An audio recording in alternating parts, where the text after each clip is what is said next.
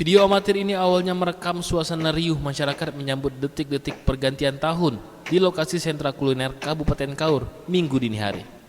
Namun tak berselang lama, suasana berubah mencekam saat kembang api yang dipegang Wakil Bupati Kaur Herlian Muhrim seketika meledak di tangannya.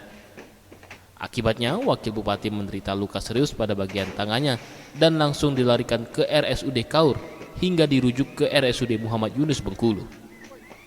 Hingga kini, Wakil Bupati masih berada di rumah sakit untuk penanganan lanjutan. Tim Liputan, Kompas TV Bengkulu.